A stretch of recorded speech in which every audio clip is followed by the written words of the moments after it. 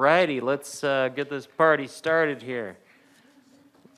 It is March 22nd, 2022, of our City Council work session. Calling to order, and notice to the public that the City Council may vote to go into executive session for legal advice on any of the agendized items. Kika. Dookie dookie.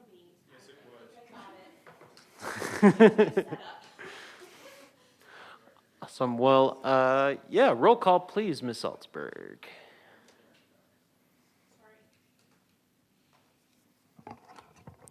Mayor Deasy. Here. Vice Mayor Daggett. Here. Councilmember Aslan. Here. Councilmember Shimoni. Present. Councilmember McCarthy. Here. Councilmember Sweet. Here. Councilmember Salas. Present. Excellent. Well, if Councilmember Aslan, would you please lead us in the Pledge of Allegiance? Thank you. It would be my honor. Please stand if you're able. Face the flag. I pledge allegiance to the flag of the United States of America and to the republic for which it stands, one nation, under God, indivisible, with liberty and justice for all. Thank you. And let's go. Councilmember McCarthy, our mission statement, please. Thank you, Mayor. The mission of the City of Flagstaff is to protect and enhance the quality of life for all. Thank you. And Councilmember Shimoni, our land acknowledgement, please. The Flagstaff City Council humbly acknowledges the ancestral homelands of this area's indigenous nations and original stewards. These lands, still inhabited by native descendants, border mountains sacred to indigenous peoples. We honor them, their legacies, their traditions, and their continued contributions. We celebrate their past, present, and future generations who will forever know this place as home. Thank you, Councilmember. City Clerk, do we have anyone for public? Oh, wait, we have one right here. Just the one? Do we have any electronic? Nope. All right. Ramon Alatorre, please come up. Or, there you go. I am Sorry, I had a card from you, so I thought you might be hiding somewhere in the audience. No worries. Am I good to speak from here? Yep, you are good to go. Fabulous. Well, good afternoon, Mayor, Vice Mayor, and Council. My name is Ramon Alatorre, Climate Energy Coordinator with the Sustainability Office. And I just wanted to take a few minutes to inform Council workshop that we are hosting on March 31st. Somewhat cheekily titled Wake Up to Cold Weather Heat Pumps, the 1-hour online workshop will be delivered by an instructor from the Electric League of Arizona. The Electric League is a statewide nonprofit trade association that was founded in 1960. They have been providing technical education and industry certifications for decades. The workshop on March 31st will actually be a shortened version of one of their catalog courses, which they call Wake Up to Heat Pumps, so we can't take full credit for the cheeky name. During the 1-hour webinar, the instructor will cover the considerable advances made in modern cold weather heat pump technology in the past decade, the superior efficiency and benefits of heat pump operation for home heating, and the importance of home energy efficiency improvements for existing homes. Indeed, when talking about cold weather heat pumps, we really are talking about a relatively new generation of an old school technology. These are not your grandparents' heat pumps. Historically, heat pumps in the US have really only been a viable option in regions with mild winters. They are actually somewhat common in Phoenix and Tucson. And the stories about legacy heat pumps not working well once the temperatures dip below freezing were accurate. Today, however, the cold weather products available continue to operate efficiently in temperatures well below zero. Indeed, I had one of these modern units installed in my home in December. It is important to note that I did a lot of research and made investments in weatherizing my home before installing our cold weather unit. That said, it has kept my house warm all winter, even when the temperatures drop below zero in January and February. My unit does have auxiliary heat available, but it hasn't turned on once this winter season. And when comparing my combined energy bills to my colleagues and friends, my family is using on average 30 to 50% less energy, sometimes even more, and my bills are lower. So if you're interested in learning more about these modern units and whether they might be right for your home, as it was for our family, please join us on March 31st. The workshop content will be accessible to a general audience, and to register and to get the link to the Zoom webinar, check out any of the Sustainability Office's social media accounts or go to www.flagstaff.az.gov/energy. Again, the workshop will take place on March 31st from 5:30 to 6:30, plus up to 30 minutes for questions and answers. Thank you. Great, thank you, Ramon. And I do believe that's our one and only. Yes, that was our last public comment. Excellent. Well, we're down to agenda item number 5, our city manager report. Clifton, take us away. Thank you, Mayor, Council. No attachments to the report this time around. You'll have another report at your next work session. We'll recognize some employees for their anniversaries and call out a couple of items for discussion. But with respect to this week's report, I gave you an update on the Citizen Bond Committee. I think they took time off last week. It was the first week since they formed in December where they were not working. So we remain grateful for all their hard work. Next week, they'll be doing some tours at our wastewater treatment facilities. Thank you in advance to the team out there who will be conducting the tours. At this time, and it came online this week on the 17th and will continue to be available through the end of the month, is the community survey. There's a link in my report to that survey. It's also linked on our city website under the city manager's page for the Citizen Bond Committee. Very important survey, and that is underway. There's some tidbits regarding our fire department, including some public education sessions. Thank you to the C-Shift 2. Some outcomes of a few responses, all of which did not involve injuries, hence or significant injuries, so we went ahead and reported those for you. Scrolling down, and the fire department's been very busy, as you can see. Scrolling down with our law enforcement, we want to welcome, and I hope I get these names correct. If I don't, please somebody correct me, or over time I'll learn the correct names. But Officer Austin Kohler, Officer Daniel Young, Officer Dominic Bonatadibis, Officer Misael Godoy. Hope I got those names right. Welcome to all 4 of these officers who have joined our ranks. It's good to have them.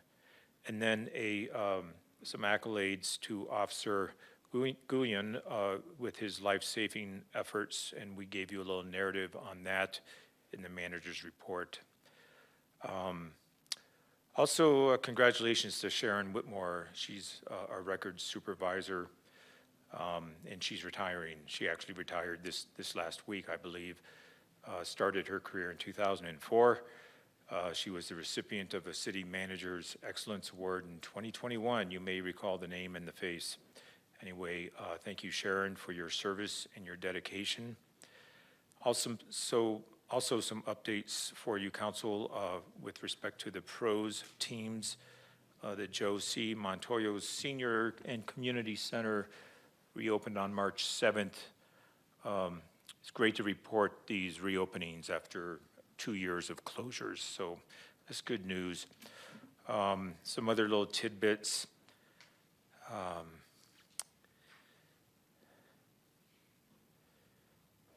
Public Works, same comments, some nice tidbits. Thank you for the updates there.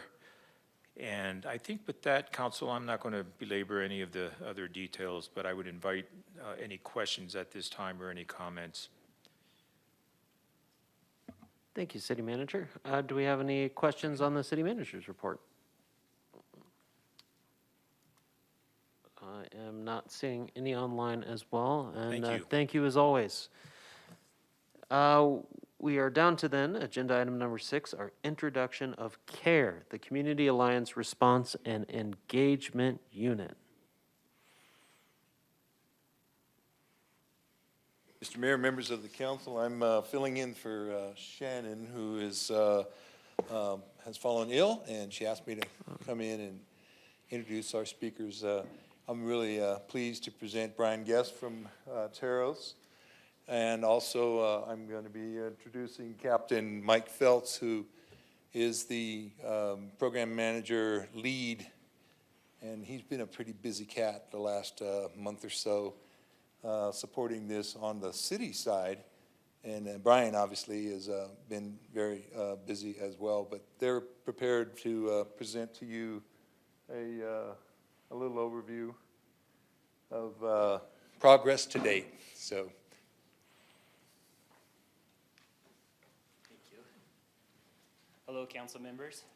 How are you guys doing? Excellent. Yeah. Good. Let me get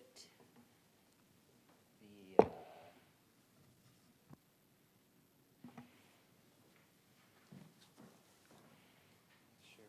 And yeah, once you set that up, if you would make sure to have the mic towards you, so that way all the live stream can hear you too. okay, sounds Thank you. There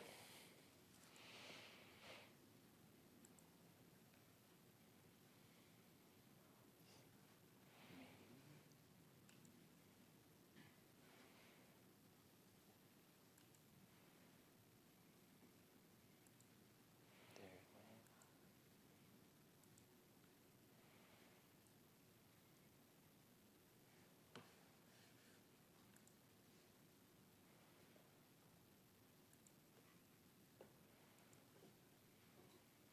Just sign in on my side real quick and I'll have it. Sorry about the delay. No problem.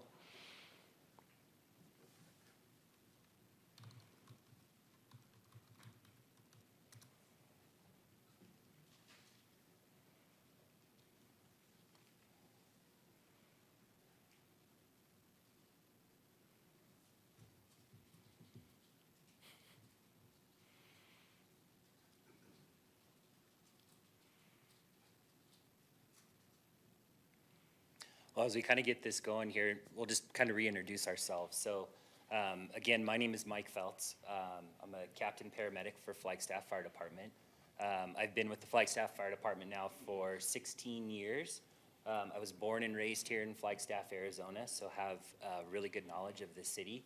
And I worked for Guardian Medical Transport 2 for 7 years prior. So 23 years now total within the EMS system. And then this is Brian right next to me. I'm Brian Guest. I'm the Director of Northern Arizona Crisis Services for Taros. I think I've spoken with you all before, but I've been a resident of Flagstaff since 2002. I've worked in behavioral health in Flagstaff since, it's about 10 years now. And I oversee our offices in Northern Arizona, and then as part of the launch of the care unit, we've been able to hire a manager to specifically focus on overseeing the operations and staff of our Flagstaff team, and that is Siren. Hi. I know probably most of you, but it's lovely to be here. I just figured I would come up because I am going to be managing this unit. I feel like Mike is my counterpart, and it's so cool that we're here right now. So thanks, y'all. So some history on my side of things. So I got asked to lead the care unit. So I volunteered in the position to lead the unit itself, and so far we've had really amazing success.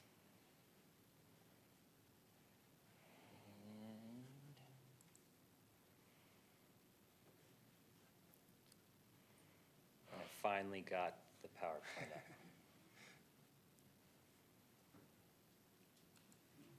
Okay, here we go. So as we kind of launch our unit, we just kind of wanted to give you guys an update to where we're at with the program. We're extremely excited. We're moving forward in a positive direction. So far, the staffing for the unit, just so you know, the unit will be staffed with one Taros Health crisis worker and one Flagstaff firefighter EMT.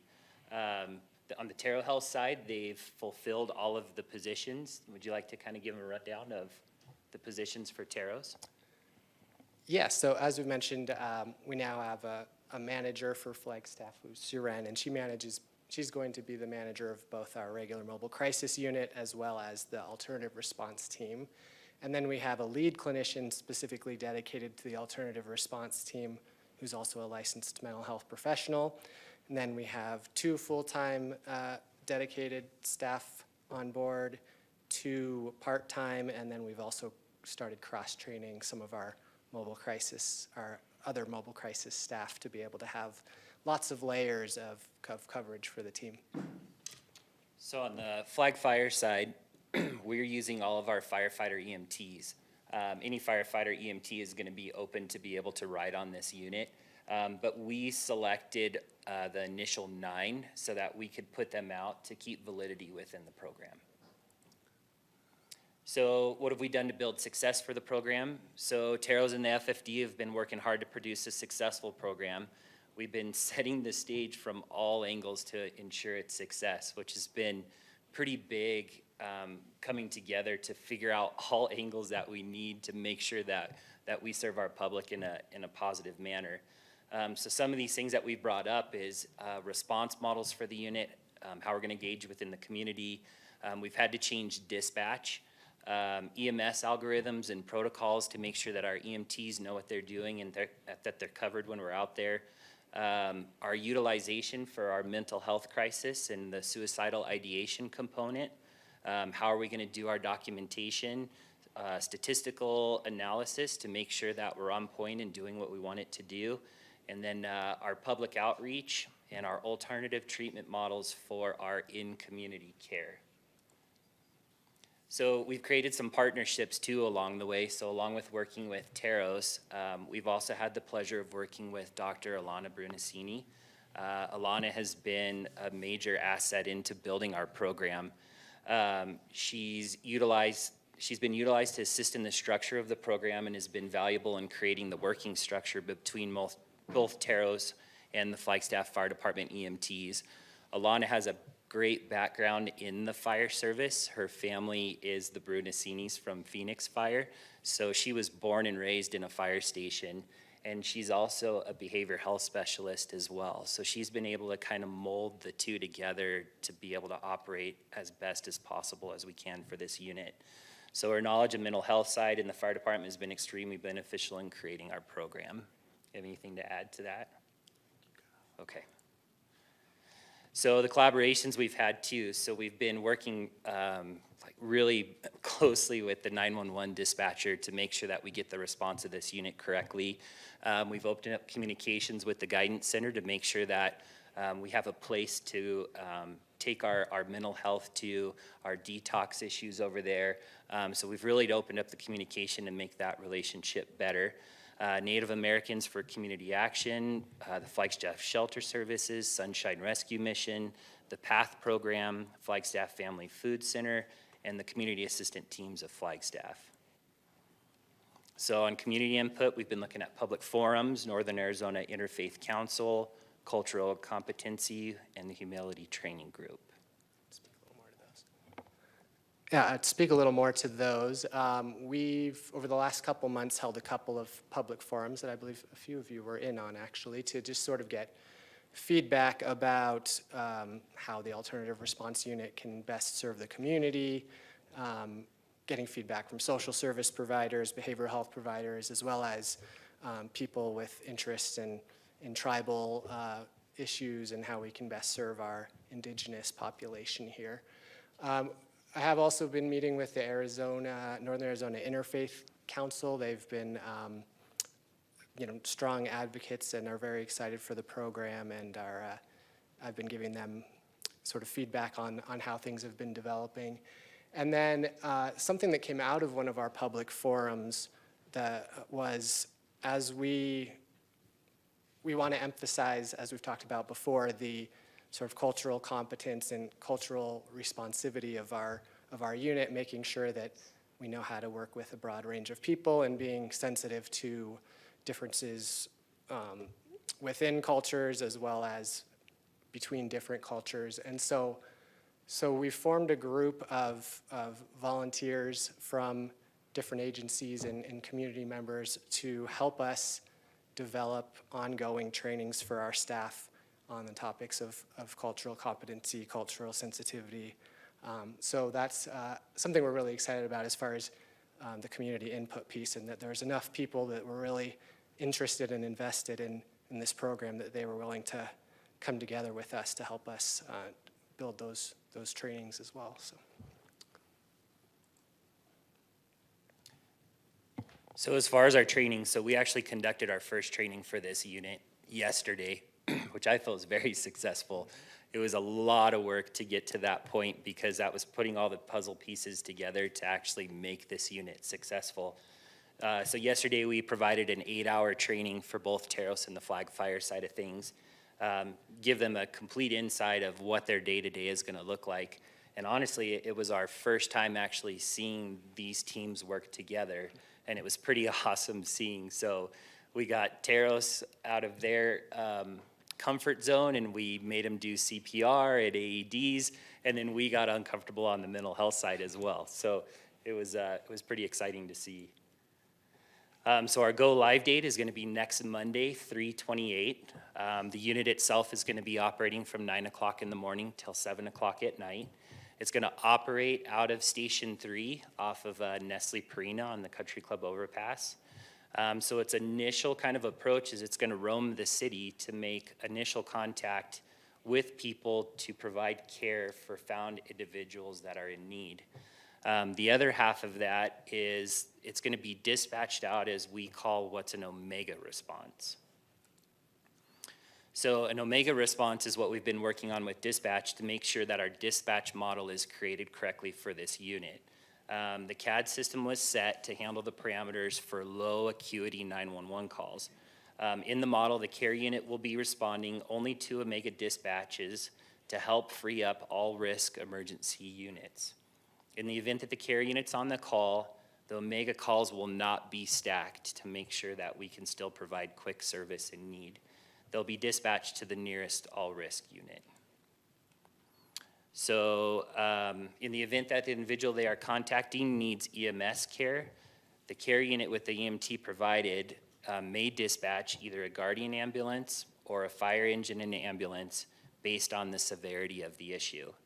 So the Omega dispatch is going to help keep all risk units available for our emergent calls within the city. So our mission of the care unit is to provide an alternate means of care to address all individuals with our community with means to upgrade our care levels in both the mental health aspect and the medical aspects of our clients. So our goals are to utilize a person-centered and service-based approach while helping provide solutions to problems in a less intrusive manner than traditional first responder units. Building human connection while also utilizing the specific skill set of the Taros Health Crisis Specialists and Flagstaff Fire EMTs when needed. And one big thing that we're trying to do with this unit too, which we have found is a more positive outcome, is we're going to keep the individuals within the community, and that will provide a way better outcome. So our outlook is, with extensive research, planning, expertise, collaboration, and community input involved in developing the program, we predict a very high probability of success, and Ms. Dr. Alana Brunacini approves.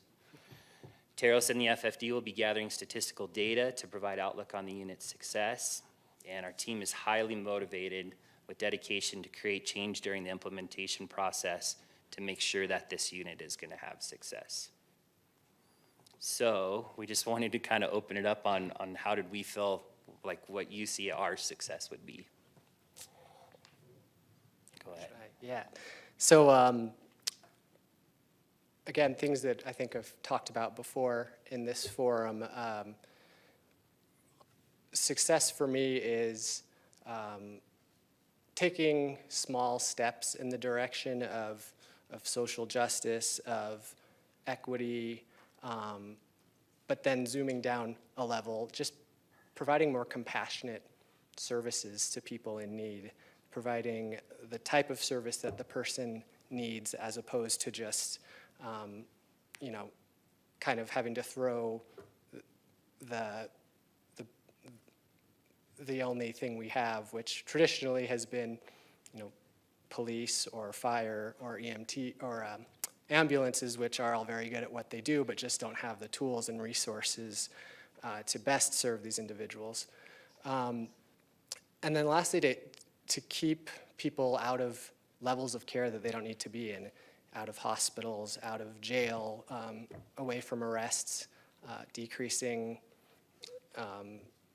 prosecution for petty crimes. All of those things are some of the ways that I'm looking at measuring success with this program. So on my side of things, being in the system here for 23 years, this is one call as a fireman that you don't get a positive outcome at the end. So, we strive for a positive outcome, even if it's just very minute in every situation that we deal with.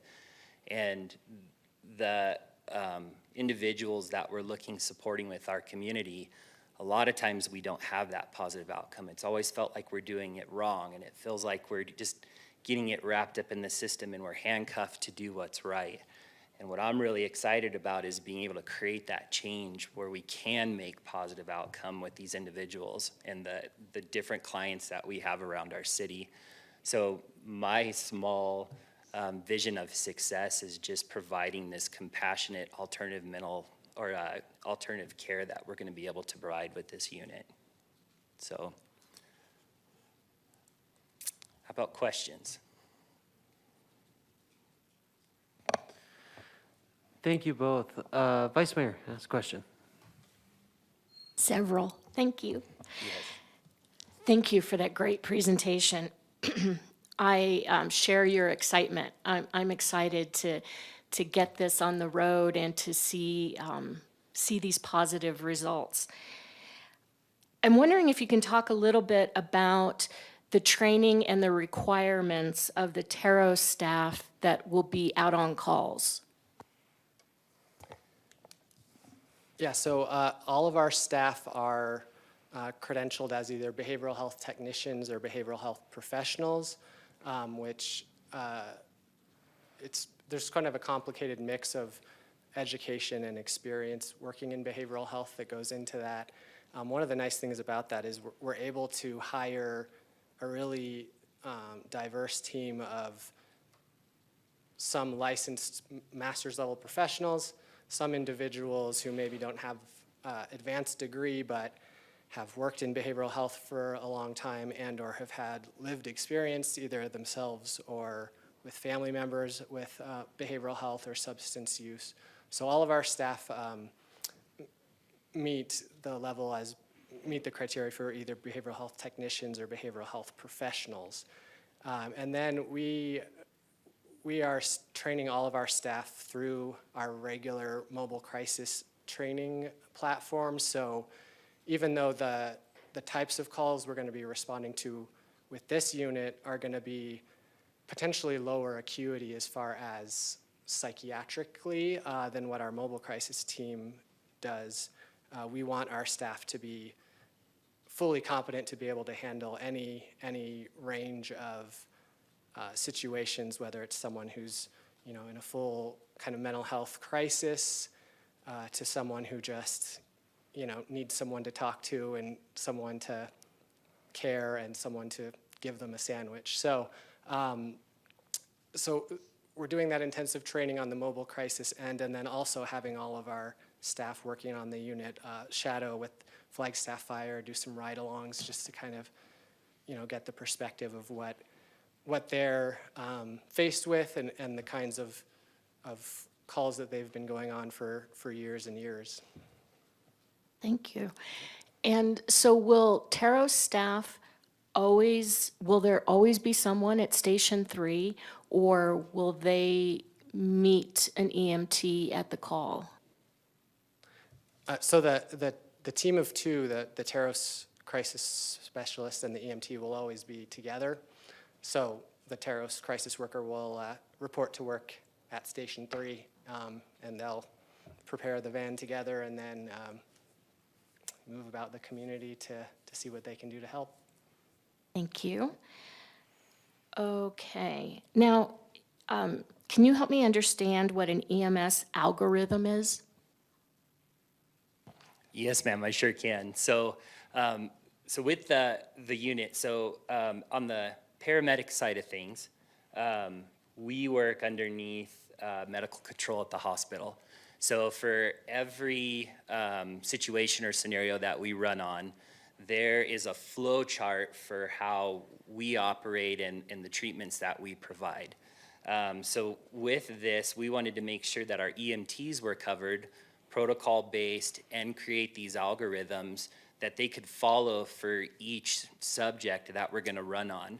So our initial approach is just to make a person contact, or like a public contact. And then as we go through, we've created these trigger points. So a trigger point that will trigger Teros to step in and use their specialty on their side. On our EMS side, there's gonna be a trigger point that there might be a need for an upgrade for a medical response. At that time, the EMT would do his treatments, and then they would dispatch either an ambulance only or a fire truck and an ambulance, either code 1 or code 3, and we would get them the service that they need on the hospital side of things. Thank you so much. Yes. Thank you. Councilmember McCarthy. Well, thank you. I think this is a great program that will supplement our police and our fire departments. And this is what council's been asking for. I'm really excited about it. I did have one question. I think you guys are on shift like 12 hours a day. What happens if there's a need in hour 13? That is a very good question. So our hopes over time is that we are going to be running this unit 24 hours a day, 7 days a week. And we truly think that there's going to be a need for CARES 2, possibly a CARES 3. But at the beginning, so from the hours to 9 to 7, if the care unit is out, the dispatch will be the same and a fire unit will respond in place of the CARES unit. So they have the same capability. The only thing that we lack is the mental health side of things with the social worker from Teros. But we'll do business as usual. So a fire truck would respond, they would do an assessment, see if they could do an alternative means of treatment. If not, then they would go through and they would dispatch an ambulance and then transport to the hospital. So if I understand this correctly, the way it'll be started is similar to the way it's been the last, a year ago or whatever. But the long-term plan is to maybe, hopefully, get this going 24 hours a day. Yes, sir. Yeah, so we're gonna work on proving those statistics on the front end. And when we pulled data, these hours were the most hours that we could find that this Omega dispatch would be pulled. So we're gonna try and figure out our statistics on that side to see if that 24 hours a day is worth it. Okay, and my last point is that you seem very experienced, but it seems that those two women that you walked in with are not that experienced. I can tell you that they're way more experienced than I am. Okay. Yes. Thank you. Councilmember Sweet. Thank you. This is awfully exciting, and thank you for being here tonight. I'm wondering and remind me, I think we've discussed it, but how are you going to update council as well as the community on the program and how it's going, and just keeping everyone excited about it? Yeah, I believe we landed on monthly updates. So we're going live next Monday. So updating you all starting in end of April, and then I think we wanted to keep that monthly update for a while, and then go down to either every other month or quarterly.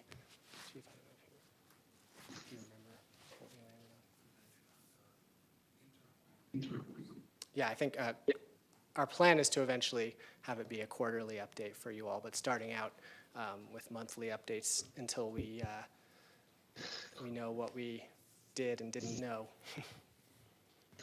Thank you. I think that will be helpful, and I appreciate the effort. Thanks. Thank you. Councilmember Aslan. Yeah, thank you. I'll keep this brief. I just wanted to very quickly express my gratitude and my excitement for this. And I'm just really impressed with how quickly everyone has put this program together. I don't think it can be understated that this is an enormous logistical effort. There are lots of concerns and a lot riding on the success of this program. And it is wonderful to see, even with all of those considerations, the expediency with which this project is developing. Thank you to everyone who has had a role in making this come together so quickly. Thank you. Thank you, Councilmember Aslan. Councilmember Shimoni, and then Councilmember Salas. Thank you, Mayor. And yeah, I'm going to piggyback off of Councilmember Aslan on the gratitude train. This is so exciting, right? This has been a long time coming, and I think we've worked really hard to get to this point. And really, Mike, you and Brian and Siren and the team are the ones working hard. And I so appreciate it. You know, that training yesterday sounds like it was an amazing day that will likely stay with all those who were involved for the rest of their lives. You know, it's just such a powerful experience that we're providing for folks to work for the city and do this, you know, care, more compassionate approach. So really cheers to this, you know, coming to fruition, and a big thanks and shout out to the previous mayor and council and to this mayor and council and all of us here in seeing this through. This is just so exciting. You know, thank you, a big thank you to Dr. Lana Brusini. You know, I got to sit in on a couple meetings, and Alana is amazing, has helped us so tremendously, and I'm so grateful to your support, Alana. I think the ongoing cultural trainings is so exciting. That's so wonderful for our team, and all the partnerships in this effort just excite me tremendously. So a couple questions. I love that we're coming back to council on a monthly basis, and maybe I'm jumping in. It's fun to plant a seed.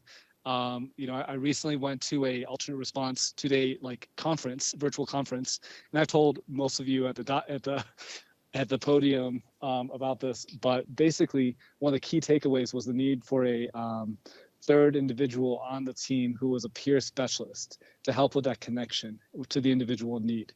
So we can circle back to that later because I think just getting this off the ground is such a huge lift, and I'm so grateful. But I just wanted to plant that seed of a third position for a peer specialist, maybe even something we talk about in this budget cycle. And then I'm curious about how are you all planning to communicate with the different partners?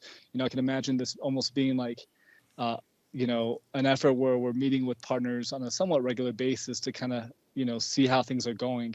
Mike or Brian, can you speak to that? Yeah, I can speak to that. A nice thing about sort of bringing the behavioral health and social service aspect into the first responder model is that Taros has existing relationships with a lot of the agencies that we showed earlier, and so we have had and will continue to have ongoing dialogue with all of those agencies. I see them in most of those individuals in meetings like multiple times a week. We have lots of time for dialogue, but also fully planning on setting up more formal sort of check-ins as well with some of the key agencies that we're going to be interacting with, like the Guidance Center, NACA potentially once they have their shade house up and running, Flagstaff Shelter Services for sure. And another nice thing that with this unit being sort of proactive outreach, one idea we've had is to have the unit just go to Flagstaff Shelter Services and just spend time there with the staff, with the individuals who are staying there. You know, similarly to the Guidance Center, they can, as part of their proactive outreach, just go to the Guidance Center and, you know, chat with the crisis staff and just sort of become so integrated into the operations of these other entities that it's a really, you know, seamless process and really good collaborative relationship. That's great. And then my other question, and this probably is for you as well, Brian. I wonder how we can communicate with the CJCC in regards to this whole alternative response unit. Do you have any thoughts about, how we can engage the CJCC in what we're doing here? Well, I've been attending those meetings as a observer, as a guest, and so I'd definitely be happy to, if there's room for me on an agenda to talk about what it is we're doing, present, once we have some data to presenting that to them as well, because, yeah, certainly they're an entity that's focusing on a lot of the same issues, and we certainly don't want to duplicate or have to reinvent the wheel on things that we're already doing. Absolutely. Okay, great. Those were my questions at the moment, but I am so excited and grateful to the whole team. And I have to give a shout out to WDC manager Shannon Anderson for all of her leadership in getting us here, and Chief Gaylord and just the whole team. Really, this is a big success, and it really took it all of us. And yeah, just so excited. Appreciate it. Thank you. Councilmember Salas? Thank you, Mr. Mayor. First, let me share big grateful hearts. Brian, Mike, Chief, Alana, big grateful hearts. I am moved by the meaning of CARE, C-A-R-E, Community Alliance Response and Engagement Unit. So I am excited about this program rolling out in a week, going live, and I want to zoom in to what is actually displayed on the screen. We need to fund mental and behavioral health programs locally, at the state level, and at the federal level. That way, we can ease the burden on our police officers and firefighters responding to behavioral health issues. So thank you for keeping our community safe and for caring. Hearts. Thank you. Yeah, and definitely stay tuned, because I do think pretty quickly we'll see the high need and high success of this unit, and possibilities for expansion for sure. So. Thank you, and thank you for all the hard work of the entire team to see this through, and not to belabor us, but this was a Herculean effort to have put together in such a short time. And I know as council members, we want to keep driving it home, do more, and just want to step back though, and we so appreciate all these efforts. I do have one question for you, which is related to the policies in which the 911 dispatch would be, differentiating calls to one entity or another. And if we can get kind of a little update or see how that goes. I have been in the conversations where we're really trying to discuss what that would look like. But if we could get kind of an update, because that's a huge component of this is dispatch and where those calls will go. Yeah, so I can kind of give you an update on that. So we've been working really hard with Katie Brandis over at Dispatch. She's been an awesome resource to be able to provide information on the CAD system that they're currently using. On our side of things, it was a fairly easy process, because we already had an Omega response set up from the last CART program that we initially tried to start. So we kind of used a lot of those parameters. So as we went through, we just thought about what would be the questions that a dispatcher would ask that would make sure that we were sending these units to the lower acuity calls. So as we're doing this, we are coming up with, are there any signs of breathing?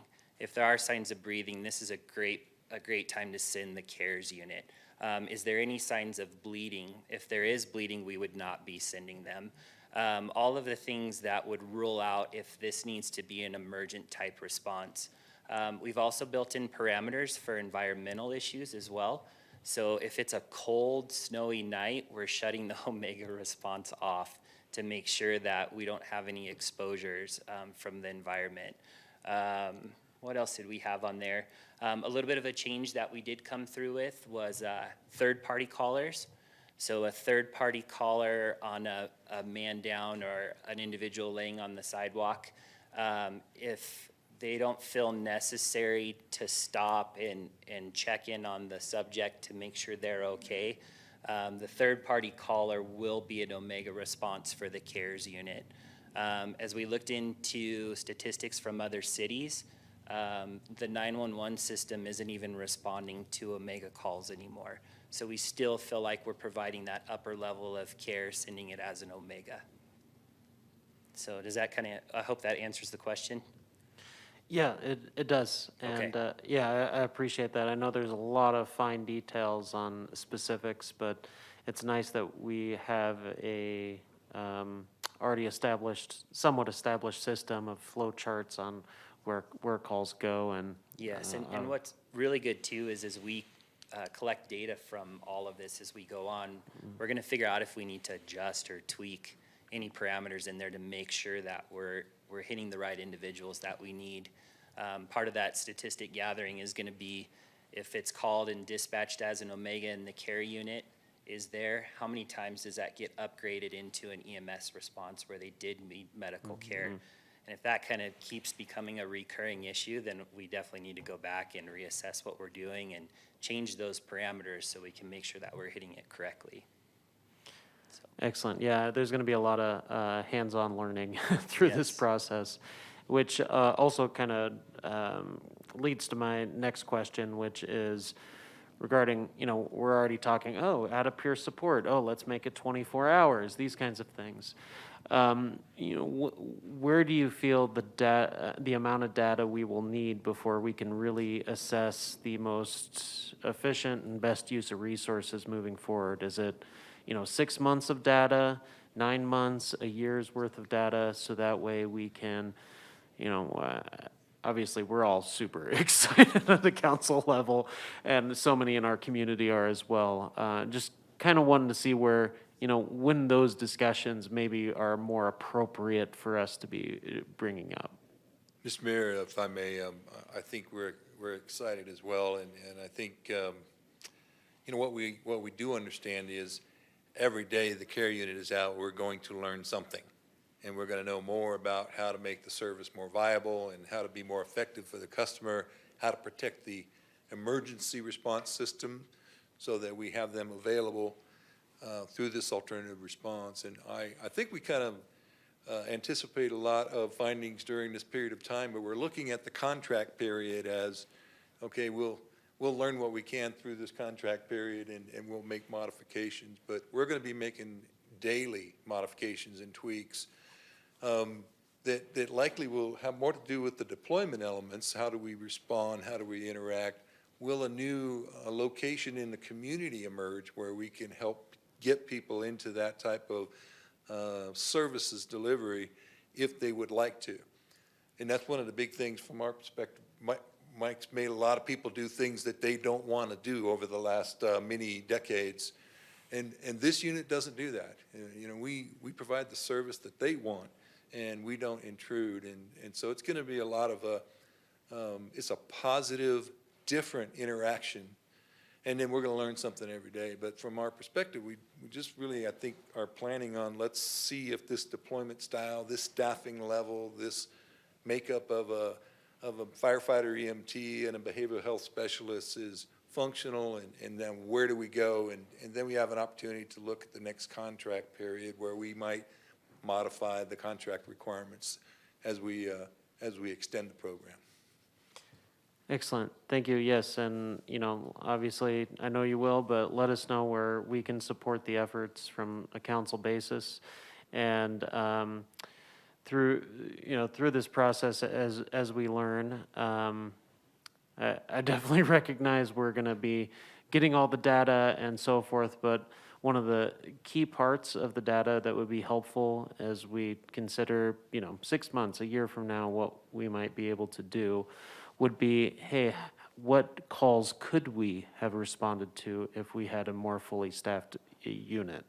So those data points are also going to be important to collect, not just what you're responding to, but what you could respond to.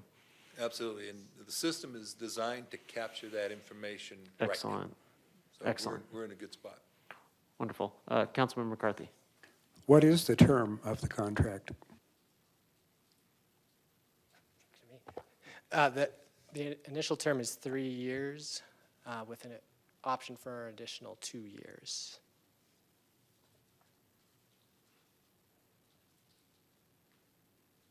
Excellent. Well, any other questions from council?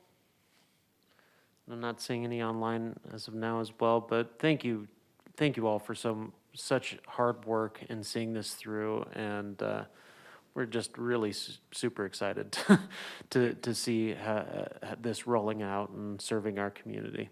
You're very welcome, and I put this picture up here because I thought it was very interesting. So today, just kind of thumbing through Facebook, this came on as a thread within our community, and it's spreading right now. And the caption below it from the person who put it said, "We need a system like this for mental health within our community," if you can believe that. And this is a picture of the Denver Star program, which we've been in contact with here and there, and they're exponentially growing. They're putting up 5 more units at this time right now because of the success of their program. They're modeled a little bit different than they are, but I think we have a better model, so we're gonna see how it Heck yeah, plays we out. do. So, Did you hear that, city manager? 5 times the size, just, throwing that out there. Yeah, City of Denver is a little bit larger than Yep. Flagstaff. well, thank you very much for your time. We appreciate it. Yeah, thank you so much. Yeah, thank you all. All right, that brings us down to agenda item number 7, our Parks and Recreation Commission update.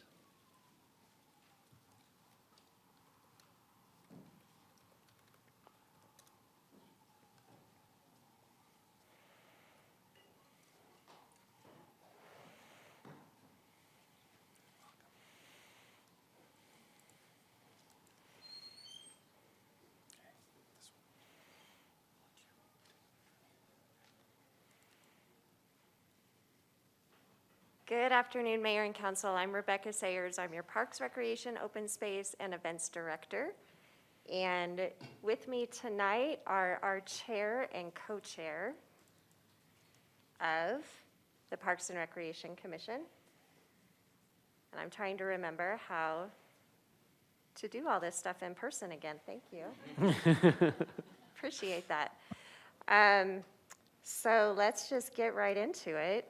First, wanted to go through the list of our commissioners and thank you, council, because we have an incredible commission right now. We are full and they are engaged, and we've got some great new energy and some folks that have been here for a while. So we have a great mix of new and experienced.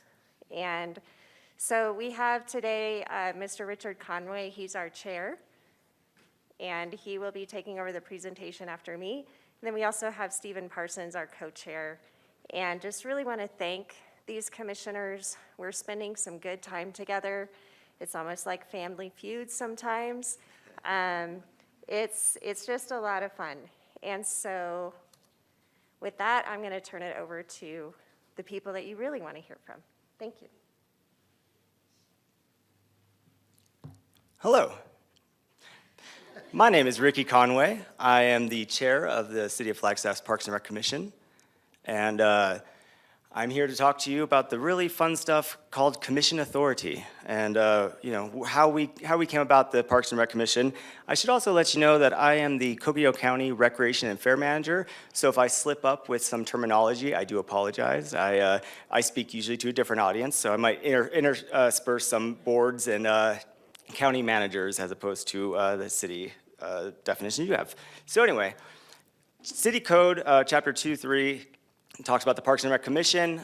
There are 7 members appointed by the wonderful City Council, and as mentioned, we have all 7 members right now, so really appreciate getting that council and that commission up to full speed.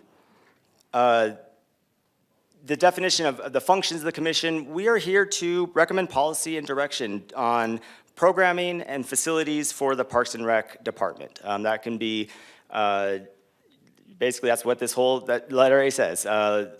Facilities, open spaces, natural areas, as well as any programming opportunities. We provide some direction and almost an advisory to the Parks and Rec department. We, through that advice, through that direction, it can go several ways. One way is that the city council may consider the advice and recommendation of the commission and give direction through the city manager to implement said programming or direction or policy. We, as the commission, review and make recommendations on the annual budget through our regularly scheduled commission meetings. We receive a presentation by the Parks and Rec department and give input and ask questions and give direction. We also help advise on recommending use of the BBB fund, the bed, board, and booze tax of which Parks and Rec gets a portion. With that being said, however, I should say that we could give direction right now. Currently this year, about 78% of the Parks and Rec's BBB fund goes to base level maintenance. So there hasn't been a lot of opportunities for us to give direction as of yet, but we are very hopeful. We do believe there's potential for some project funding with one-time funds from the BBB tax. But again, right now about almost 80% goes to base level maintenance of parks and areas. And the last bit of the functions of the commission is just further defining what Parks and Recreation means in regard to the definitions and the code, and that is development and management of public parks, recreational facilities, and programs available to the residents, which includes the very wonderful, often used Flagstaff Urban Trail System. With over to the co-chair, Commissioner Parsons, to talk to you about what we have been looking at as a commission on our recent agenda and upcoming agenda items. Great. Thank you, Ricky. You're welcome. Hello, Mayor and Council. Appreciate you having us here today. So yeah, as Ricky said, this is what we've been covering on some of our more recent Parks and Recreation Commission meetings. I'm sorry. Sorry about that. But to go over it, first thing, we've been looking at the Parks and Recreation Master Plan and reviewing that to see if we're, as a commission and the Parks and Rec Division, if we're keeping up with our goals that set forth in that master plan, and then see if there's adjustments that need to be made to that. And it sounds like we're headed in that direction, like we're coming up with a new Parks and Rec Master Plan to begin shortly. The last one was done in 2013, so we're due to kind of take another look at that and see what we might improve, especially as the growth of Flagstaff continues. Another one we've been looking at is the cost recovery policy and whether or not we need to adjust that to get better cost recovery on some of our programs and facilities. Pickleball needs. I'm sure some of you have heard about this. We've been we've been approached by the Pickleball Association quite frequently. So we are looking at opportunities to add pickleball to the city of Flagstaff. A lot of the other communities throughout Arizona have been adding them in dozens. And so it's a growing sport and there's a big need for it. And obviously they want several pickleball facilities, you know, where you can group 16 to 20 courts together. It is a social sport, so we understand that. We are looking at the Lone Tree Overpass and where we can play a role in that. There's supposed to be some pocket park / civic space built into that. So we've been talking about that and how that fits within the South Neighborhood area. And then the Thorpe Park Annex, we've been engaged in that about what gets put into that space, and we'll continue to be involved in that, I hope. And then the pros organization, I don't really need to go into that, but that's the new organization that we've got. And then the budget review discussion, the BBB Recreation 5-year plan review. So, we're looking ahead to see what we can budget for in the future, looking at some of these unfunded projects currently and how that might steer our direction, based on future projections of the BBB tax. And then the active transportation master plan, Martin Ince came in and spoke to us about that and where we're involved in that, mostly due to the Futz Trail alignments. And then lastly, just looking at the COVID-19 pandemic restrictions and reopening updates. So, and some of our upcoming Parks and Rec Commission meetings, we're going to continue talking about the regional plan, which we got updated with yesterday at our meeting last night. Some grant opportunities and other funding opportunities for parks and recreation. Cost recovery policy, again, we're going to continue talking about that so we can do a better job of getting better cost recovery. I know the Aquaplex especially operates at about 65% cost recovery, something like that. So, and then the Thorpe Park Annex, we're going to be continuing to talk about that, maybe how to involve pickleball in the Thorpe Park, and Bushmaster Park, who knows, but, and then new parks and recreation, open space master plan, like I said, is coming up, so we'll be engaged in that process. And then we'll be looking at these unfunded capital improvements and where we can, what projects are going to be, what we're going to prioritize as part of that based on BBB funding and all that. And like I said, like Ricky said earlier, 78% of our BBB funding just goes to base level maintenance. So with that, I'm going to let Ricky take back over and talk about some of these unfunded projects and where we see this going.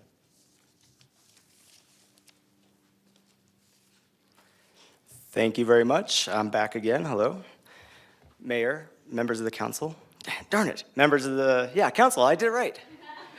I was so sure I was going to get it wrong. I thought for sure. All right, my apologies. Here we go. So we have 31 projects on an unfunded capital improvement list. So this is by no means a comprehensive list. This is also not really, it's not in any priority order or anything like that. So if you had a project that was on that list, it has not been forgotten. That list is very much intact, and these are just some of the ones that we as a commission have spent some time discussing, usually at length. So by way of an example, here are some of the projects that we are looking at for potential use of one-time funds or perhaps with grant opportunities or however we can perhaps make these projects happen. But near and dear to our hearts are the Christensen Park development, formerly Christensen School over by the mall area, Clay Basin and or Cheshire Field development. The Continental Girls Softball Complex has been a big need in our community for a very long time. So how do we address that one? That one would come at a higher dollar amount than maybe some of the others on this list. We've talked at length about pickleball already today, but pickleball, then also the tennis users. We don't want to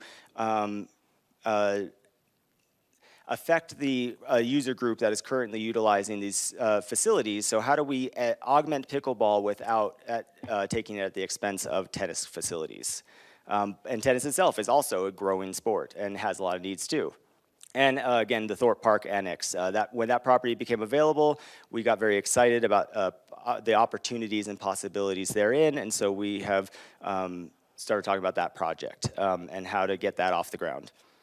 In relation to recreation projects, we really like, we would like to look at the Aquaplex facility expansion, we have it down as a couple different ideas, such as a splash pad development, 25-meter pool, or perhaps a competition lap pool. So something to augment the Aquaplex. It's been a very amazing facility for the community for about over a decade now, and so what can we do to augment that for the community?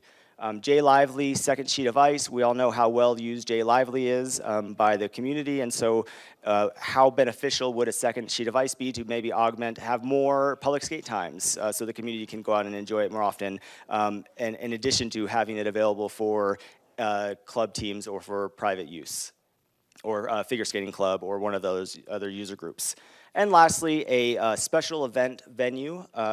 Again, I work at Coquille County Parks and Rec, and many consider Fort Tuthill to be kind of the event venue in town. And I previously worked for the city as a special events coordinator, so I know all too well how necessary and well-used a special event venue would be for the City of Flagstaff Parks and Rec. So again, these are just a few of our projects, 31 total on that list. So we just have a handful that we wanted to talk with you about here today. We had a meeting last night, a commission meeting, and are working through the prioritization and you know, looking at realistic and feasibility. But right now, we are really trying to prioritize the projects so that if and when an opportunity comes, the next, you know, if we'll ever have one, the next ARPA kind of funding, if there are funding opportunities that come our way, you know, where can we go and how quickly can we move to accomplish some really much needed projects for the City of Flagstaff. And with that, I will open up to any questions for myself, Co-Chair Parsons, maybe Rebecca. And thank you. Yeah, thank you for the update. Council, any questions or comments on, the work of the Parks and Rec Commission? Vice Mayor. Thank you, Mayor. I just want to thank you and the rest of the commission, as well as Council Member Salas and all of the pros staff for all the work that you put into this. I recognize Parks and Recreation as an incredibly important part of our community, and all of your volunteer efforts, and I know it's a lot of hours, are very much appreciated. Thank you, Vice Mayor. Others? Well, I'm not seeing any at this time, but I do appreciate all the work, especially with 31 projects to attempt to prioritize amidst 7 individuals plus staff and everything else. That is a huge effort and a lot of thinking through how to approach the Parks and Rec that we need in our community to improve. So, Councilmember Salas. Councilmember Shimoni.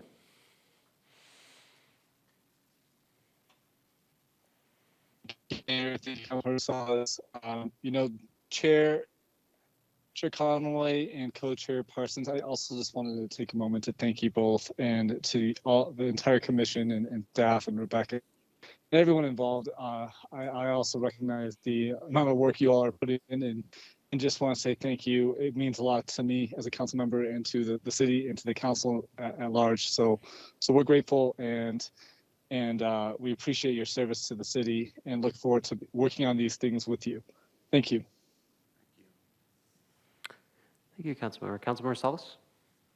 Thank you, Mr. Mayor. I just want to go live in public, sharing big grateful hearts to our amazing and awesome Parks and Recreation Commission, all the commissioners, Chair Conway, Vice Chair Parsons, and of course our stellar pros director, Rebecca Sayers, and the team.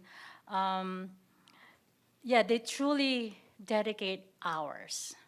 In addition to the monthly 2-hour meeting, they spend hours reviewing the master plan, the cost recovery policy, and all the 32 projects on their own. So they come to the commission meetings very prepared. And thank you for your talent and time. Very, very well appreciated. I do want to also provide a space for potential discussion in the future of council is, of course, as Chair Conway has mentioned, so far the BBB recreation funds is 80% of which is spent to just base level maintenance. So we haven't funded deferred maintenance yet.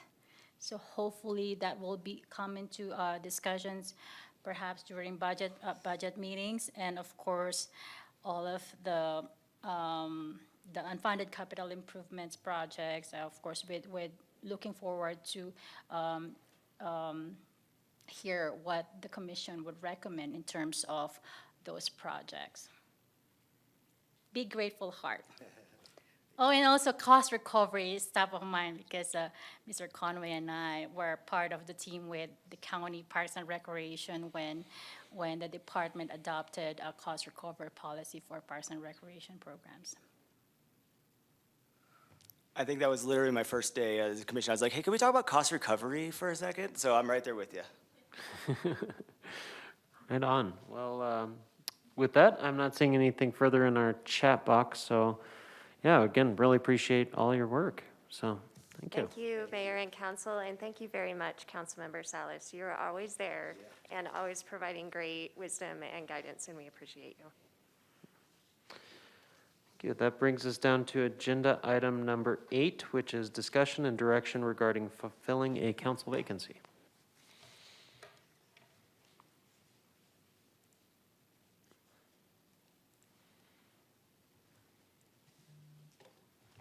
All right, good afternoon, Mayor and Council. Stacy Salzberg, City Clerk. I am here before you again. It seems like I've been eating up a lot of your council time of lately, so I thank you for the space. But today I'm going to be talking with you a little bit about the process of filling a council vacancy. As we know, Vice Mayor has shared her intent to run this year in the election, and in order to do so, she'll have to resign her council member seat once she submits her candidate petitions and ultimately qualifies for the ballot. The anticipated date of this resignation is April 4th, 2022. And in preparation for the resignation, I want to kind of start the conversation about process and seeking your direction to kind of follow up on a few items, solidify the process, and then I'll be back in front of you again next week to formalize the timeline and make sure everybody's comfortable with the process, and then kind of move forward from there. So the city charter has language that does address vacancies in the council. Article 2, Section 10 indicates that the council has 31 days to fill the vacancy. However, there's no established process specifically by which the vacancy is to be filled. It is a process that is really driven by council and what they want to do in terms of making that appointment. So assuming a resignation date of April 4th, the council would need to make an appointment on or before May 5th. It is really a tight timeline, which is why I'm here tonight to really start talking about that process. So we can really hit the ground running when the time comes. Because there is no formally established process, I wanted to take some time to review prior council vacancy appointments. I think this will give a good foundation to start from. Generally speaking, they have all used the same model over the years, which is an application and interview process.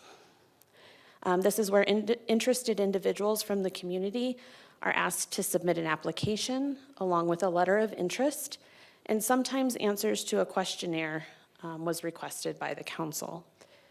The most recent appointment was done in 2012, and their application included 2 really high-level questions as part of the application that respondents were asked to respond to. During the application period, council would meet in executive session to develop interview questions that would be used during the public interview portion of the process. Historically, each council member would come forward with 2 questions, which would give us a total of 12 questions during that public interview setting. Following the application period, the council would receive all materials that had been submitted by each of the applicants, and it would allow you time to review them individually. Following that kind of individual review, there was a special meeting called where each applicant was asked to provide really a 5-minute introduction of themselves and why they felt like they wanted to serve on the council and why they would be essentially good at that type of position. At that time, there was not any direct dialogue with the council. It was really just an opportunity for them to have some face time, introduce themselves, and provide some context to their application. The council then met in an executive session to narrow those applicants down and decide who they wanted to move forward for an interview. The option always stands where you could interview all of the applicants that come forward. Again, this is just the process that has been followed in the past, where council chose to kind of narrow the list a little bit to really focus their attention. The last process, again, back in 2012, there were 19 applicants, and 4 of those were selected for the actual interview process. Again, in another specially called meeting, the council then interviewed those selected candidates using the 12 questions. Again, that's all open for, what you would like to do. And then following those interviews, the council then met in executive session again to debrief and, kind of develop a path forward. And then ultimately, the appointment was made in a public meeting.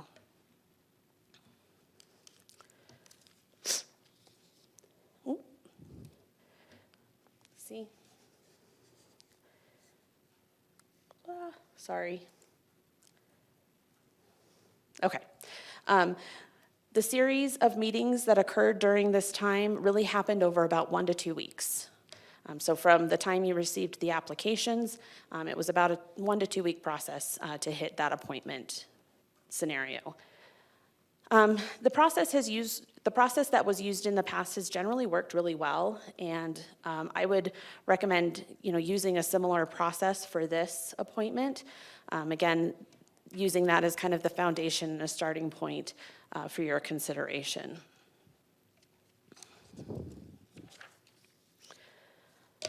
So using the similar process as before, I have drafted a possible timeline for consideration. By law, a council resignation must formally be accepted by the council, and this would occur at our regular meeting of April 5th. Again, that's assuming an April 4th resignation date. So following the acceptance of the resignation by council, the following day we could have application materials open and available to the public. We are suggesting a 2-week application period. This would ensure ample access to any interested applicants. It allows us to kind of get the word out, make sure people have enough time to access the materials and respond accordingly. With a 2-week application period, that would close on April 20th at 5:00 p.m. Between April 20th and May 3rd, that's when that series of executive sessions, work sessions, special meetings would occur. This is where you can consider, interview, and deliberate all of the various applicants that may come forward. And then finally, an appointment could be made on May 3rd at the regularly scheduled council meeting. There is some padding built into that timeline, so if additional time is needed for further, if they want, additional interviews, further deliberations, or just the council feels like they need more time, we can certainly accommodate that within a couple of days. So as I mentioned earlier, based on your input today, I'm going to refine the process and the timeline and come back to you next week for final approval of the process. And there are some decision points that I'm going to need specifically from you tonight, in addition to any other direction that you may wish to provide. So first, do you want to move forward with a formal application and interview process that has been historically done? And if so, what types of things do you want from our applicants? Again, for example, a letter of interest, perhaps a resume, and a questionnaire if that's something you're interested in. Next, because we are right in the midst of an election cycle, there is a question as to whether or not you want to accept applications from candidates who have submitted their petitions to run for council this November. Next, you want to hold a meeting where the applicants introduce themselves. So that goes back to that just initial introduction period. Each applicant would have a couple minutes to introduce themselves.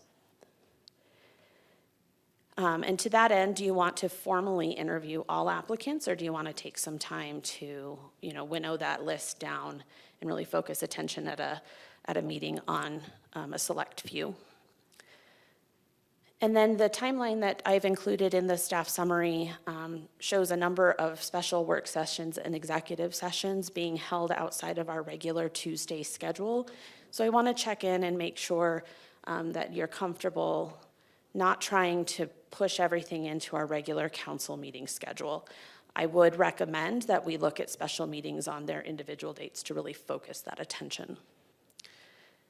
And then I have a question here about whether or not you want to modify the public comment process.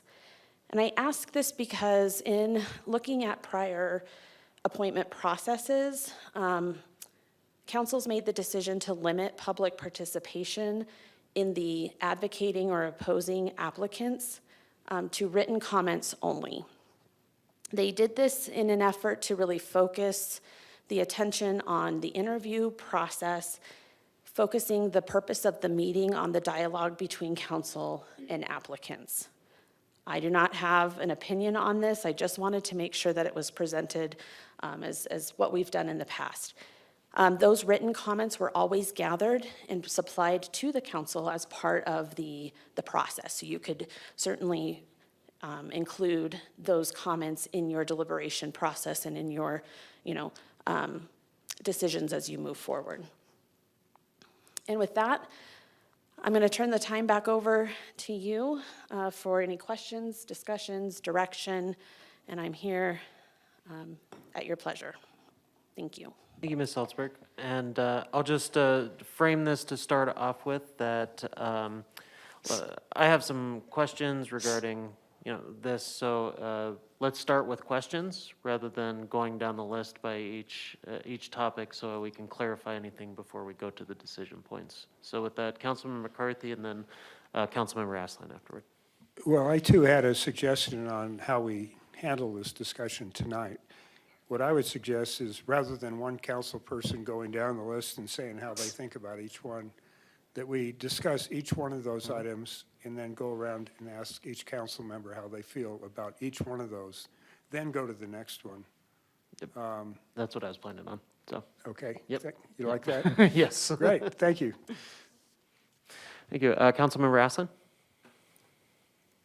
Thank you very much. So, hi, Stacy. A couple questions for you. It sounds like there's no room in this process for an official nomination scenario. In terms of for the election in November? Is that what you're referring to? No, for the appointment. So, as council people, we do not submit names. It would be about who turns in an application. Okay, thank you for the clarification. That's up to you as a council. If you want to bring forward names, you certainly could go through that process. If you want to stick with the application and interview process, perhaps as a council member, you can reach out to those people in the community that you might feel would be a good fit and encourage them to apply. Again, it's however you want to handle that process. Okay. Yeah, I just wanted to lift that up. It seems to me the second option effectively gets us to the same spot and would be more appropriate just in terms of efficiency. I suppose, I don't have any skin in this game in particular. I'm just thinking out loud about transparency and potential alliances. I don't know. I'm just starting to think out loud how to navigate some of this. But if applications are the way to handle this best, that's fine with me. So I have a couple other questions. What if we miss the deadline? What happens then? Do you slap us in the wrist, or do we get fined by the state? Or, I mean, and the reason I ask is because, you know, it took us a couple tries to get our illustrious city manager position filled the right way. And sometimes that can be just dependent on the applicant pool. And I don't want to be forced into selecting an applicant simply because of this arbitrary deadline if our applicant pool isn't up to par. And I just thought that would be an appropriate conversation to have beforehand. Thank you, Councilmember Aslan. I would absolutely defer your question to our city attorney in terms of that. Saw Sterling whispering into the city manager's ear a second ago. It was actually just the opposite, but that's okay. Mayor, Well, council. Very granular view of your backs right now. so Right. I Short apologize. answer to the question, it is a deadline that's set forth in the charter of 31 days. That said, as long as you are addressing the matter, that's something I could research further. If you had taken some steps, some action toward it within 31 days, but not having appointed somebody, those are several questions that, to be honest with you, we haven't had to consider yet. And if that's a question council wants me to research, I can do that. Well, I would hate for that scenario to come to bear, but it's within the realm of possibility if at the very least. So maybe it's something we should keep an eye on. And of course, I'm sure that would require majority council thumbs up for you to proceed. But and then my other question, and I'm sorry, Stacy, if I didn't hear, if you said this and I didn't catch the answer. Does our decision need to be unanimous, or would it be a 4-2 threshold? It just requires a majority of council. So with 6 members on the council at that time, it would require that 4-2. Okay. Thank you very much. Those are my questions for now. And Mayor and Council, if I could jump in just real quick again, I am going to be providing an executive session on this next week. Unless I hear otherwise, I will look at that question that Councilmember Aslan asked and get you an answer unless you tell me otherwise. In one additional note, just for the public and for council's understanding, the threshold that Councilmember Aslan asked about and that Stacy confirmed, 4-2, a 3-3 is not a successful, a tie dies is the common phrase that we use. So it would be 4-2, like you said. Thank you, City Attorney. If it's a easy thing to just do a quick glance at for our executive session next week, I think that's definitely worthy. I would say that, you know, it doesn't take too much of a deep dive unless we are in a situation, say, late April, where we're like, maybe we need to see about this. But given that, what you said, 19 individuals applied last time? Yes, we had 19 applicants last time. So we hopefully will see an equivalent number of individuals. Councilmember McCarthy. Well, I'd like to address what Mr. Aslan was talking about. We don't want the proverbial slap on the wrist. So I would suggest that a 2-week application period is excessive. I think if anybody's interested in this position, they can get their act together in 7 days, i.e. 1 week. So I'm interested in what other council people think, but I think a week is plenty of time. Well, if we're talking on that note, I think that's going to reduce the applicant pool. I mean, we have to get word out to the community, and I think 2 weeks. Personally, I think 2 weeks is good on that front. We never know what's going to happen in terms of, hey, somebody's on vacation or something else that might reduce their ability to know about it and then get their application in. So, but up to council. Councilmember Sweet. I agree. I think that 2 weeks is going to be needed to make sure that we get a good applicant pool. I see your concerns, Councilmember McCarthy, but, you know, in the end, if we need to add a couple of executive sessions or work sessions, I think that's a better route to go. Thank you.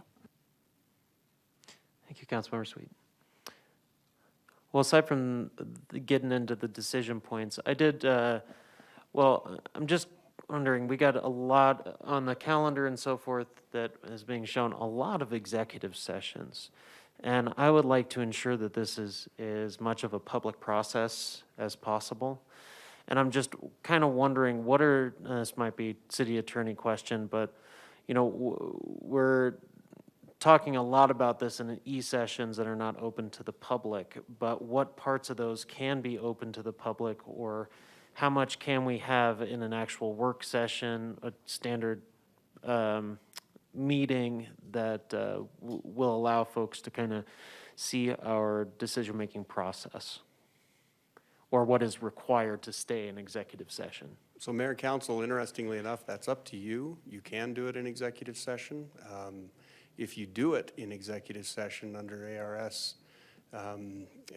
codes that provide for executive sessions, you do have to provide 24-hour notice to anybody that you're going to appoint, letting them know that you will be meeting, to anybody you're considering for an appointment, letting them know that you'll be meeting in executive session to discuss that potential appointment and that person. And they have the option to require that it be an open if they want. So that's an interesting note for the public, and that's not legal advice. It's right there in the statute.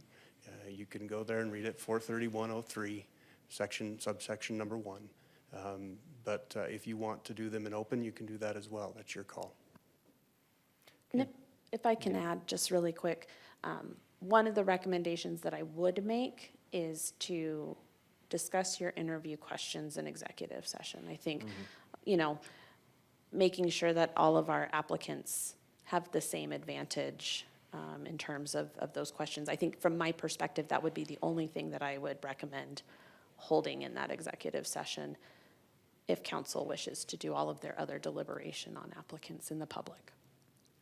Thank you for that suggestion, and yeah, I'm in agreement there. I think we should get the questions in order so that way, and limit them so we're not putting 20 or something on there, that we do limit that to two, if not even one per council member, to refine that, and then we can have a more open interview process with additional questions kind of on the fly with after an introductory that was suggested.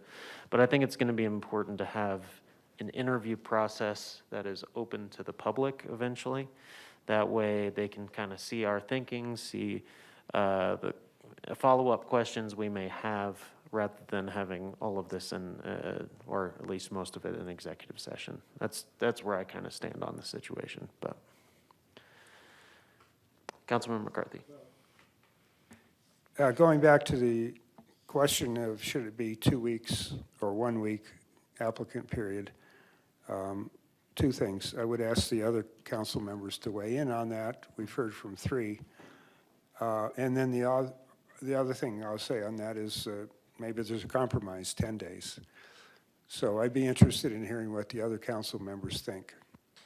Thank you, Councilman McCarthy. Yeah, let's button that part up. So should it be a 2-week applicant, two-week application window? Councilmember Shimoni. I would say yes, it should be. Okay. We have 3 for a 2-week application window to 1. I agree. And Councilmember Aslan agrees as well. So we'll have that as a 2-week. Yep, sounds good. Well, let's go down these decision points then, and we can then add any additional decisions that we may want to consider. So do we want a formal application and interview process? And what will be required of the applicants? A letter of interest, resume, and questionnaire, et cetera. Personally, I don't think we need to completely reinvent the wheel here, and that this is a job, so doing similarly to a job application in terms of letter of interest, required resume, as well as a questionnaire that we can develop as a council seems to be a legitimate and, just a reasonable job application for anything else of this position. Councilmember McCarthy. So I feel strongly that we definitely should have a letter of interest required, a resume required. I could go either way on the questionnaire. I don't, I'm open-minded about that one.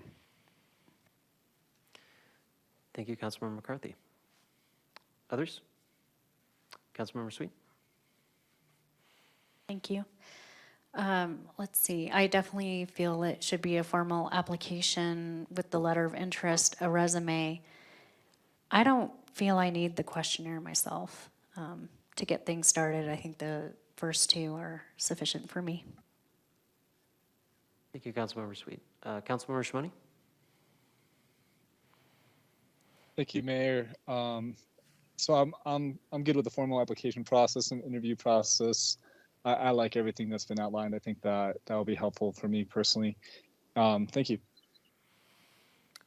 Thank you, Councilmember Shimoni. The other option is that we do include a questionnaire, but it comes after we refine to some select candidates, because I think it's real important that we have something in writing on something that, important questions on, the issues or what are your priorities, some things that are very general. So I'm down with just the letter of interest and resume to start off the ball, but I think the questionnaire should definitely be a follow-up aspect. Councilmember Salas. I would support a formal application and interview process with requiring a letter of interest, resume, and a questionnaire. Not more than 3 questions, and it has to have a word limit for the answers. Excellent. Yes, thank you. Councilmember Shimoni? I'll just follow up really quick on my comment that you followed up on in regards to the questionnaire. I do think it would be helpful for me personally to have that questionnaire amongst that original application group. Just narrowing it down, I don't think the cover letter is going to do it for me, but that might just be me. So I would recommend that we do it for the initial group and possibly, another different questionnaire for the second group. Thank you. Thank you, Councilmember Shimoni.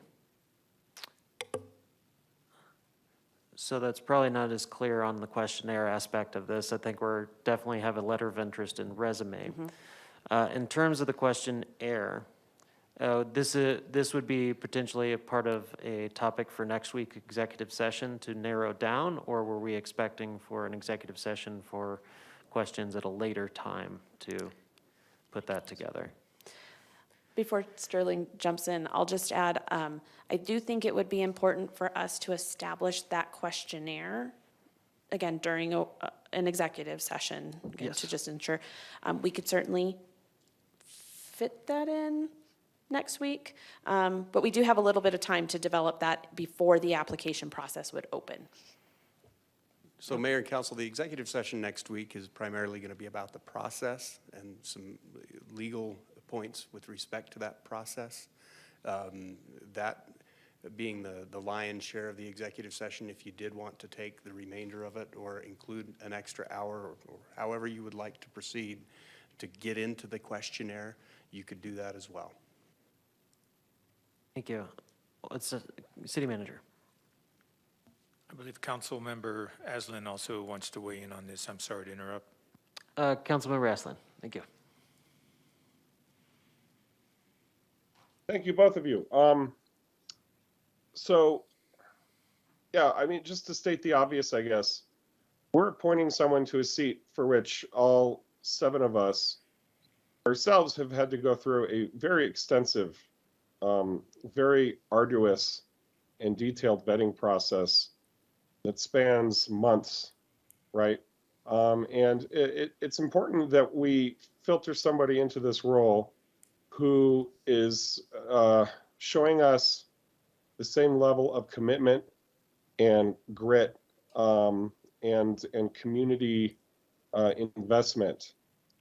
So absolutely, we need a formal application process and interview process.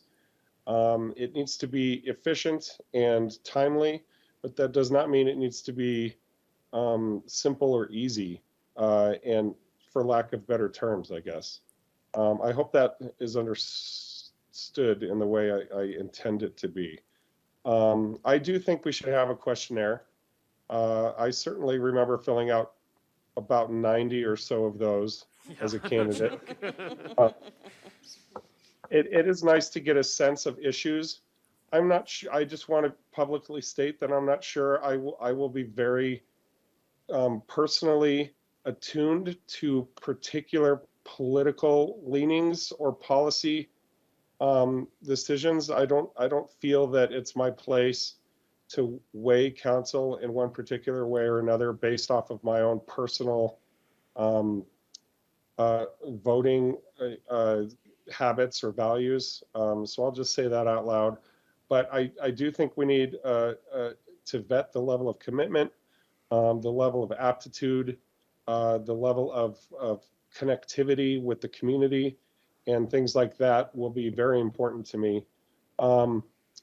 So it ultimately depends on what the questions look like, whether we include the questionnaire with the application process or whether we have that come a little bit later. And so it seems to be a little bit ambiguous at this point. And maybe once we've agreed as a group to what we're looking for in our questions and how many of them there will be, and maybe even have a sense of what those questions are going to be, then we can better formulate a plan for when to introduce those questions into the process. Thank you. Thank you, Councilmember Aslan. Well, I have a suggestion through that. I do think, you know, a questionnaire would be extremely helpful to start off with, and it doesn't have to be on the issues. As you mentioned, Councilmember Aslan, it can be connection with the community. We can ask whatever we want in that questionnaire. What I would suggest is that before our next executive session, if we have each come up with 3 questions that we would like to ask, that each of us then narrow down to 1. So that way, each council member who will be evaluating the situation, the 6 of us would have 1 question that we would, you know, I mean, I'm sure there's going to be overlap and so forth with some of these, but that we then have a 6-question questionnaire with a word limit, let's say 150 word limit for each 6 of the 6 questions to determine, you know, as part of the starting applicant process that would be required with the letter of interest and resume. And just to see what others kind of think about that. I'm seeing some nods, but we'll get some verbal confirmations if that works for you.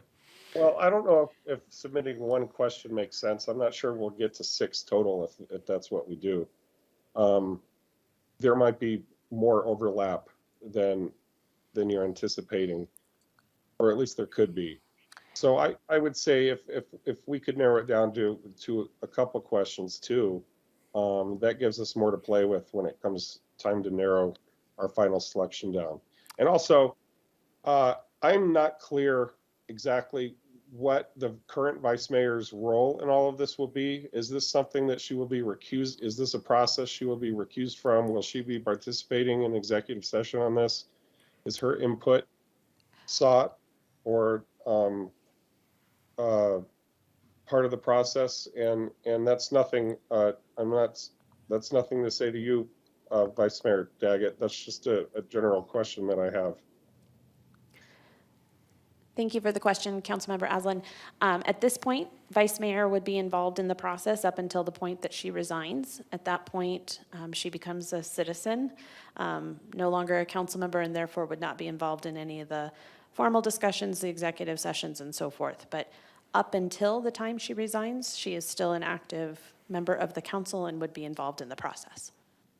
That makes sense to me. Just thank you for the clarification. Of course. Councilmember McCarthy? I think I agree with Mr. Aslan in that one question each is not enough. I think 2, maybe 3 even. That's my thought. Well, my thinking, okay, so I'll guess I'll just state my thinking with this. This would be just for the initial questionnaire, but with a public process of an interview process, that we would be able to have a bit of a back and forth at the dais once a select group is chosen. So then we'll be able to ask additional questions at that point. I do feel that a questionnaire, similar to what you do with job interviews these days, would be a good way to help us determine that smaller group that then we can ask additional questions of. And yeah, I agree, Councilmember Aslan, it might be so much overlap that it is not 6, but I want to give everyone the opportunity from council to have one question that they truly want, and we can say no more than 6 or something to that effect. No more than 6 with the actual questionnaire so that each of us have the opportunity to, focus on what we want. And if it's overlapping, then it will be less than.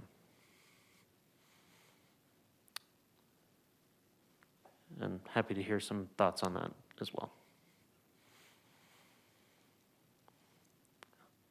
And these questions, I do think, need to be starting to be vetted next week with an executive session.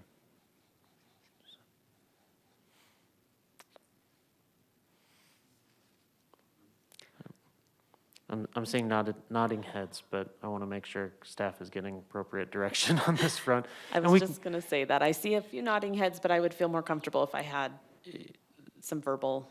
Okay, so we'll just define it is that no more than 6 questions, that would be a 150-word response, that would be decided next week. We come to the table with our questions we want to ask, and it doesn't necessarily have to be up to 6, but that would be no more than 6 to have with the initial application and interview process, or initial application with the letter of interest and resume. Councilmember McCarthy. Actually, I think that makes sense in that if an applicant has to answer 6 questions, that could cover quite a bit. So I think I do agree with that. And 150 words each. It's basically like what we have to do with the Daily Sun every week, or 15 weeks straight. Is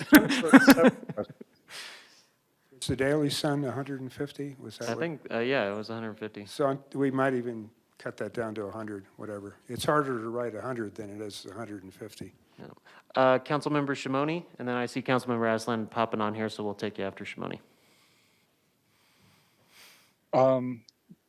So yeah, I'm good with us coming up with our list, and I think to Councilmember Aslan's question that he's going to raise, I'm okay with 6, 7, or however many we decide, but I think we definitely need to bring forward our questions next week, Council, and hash that out. And I guess we can hash out the response at that point too, unless you want to do that tonight. Thank you. Thank you, Councilmember Shimoni. Yeah, Councilmember Aslan? Yeah, just curious about, are we talking about 6 questions or 7 questions? We have a 7-member council, and it sounds like we established the vice mayor will be fully involved with this process up until she leaves. So my recommendation, if we're doing 1 question each, that we cap it at 7. I'm okay with that. It's just a matter of those questions won't be evaluated until the resignation, after the resignation. The responses to those will be 2 weeks after a resignation. So it'll be really geared towards the 6 of us that would be evaluating the responses to it. But I'm okay with 7 as well.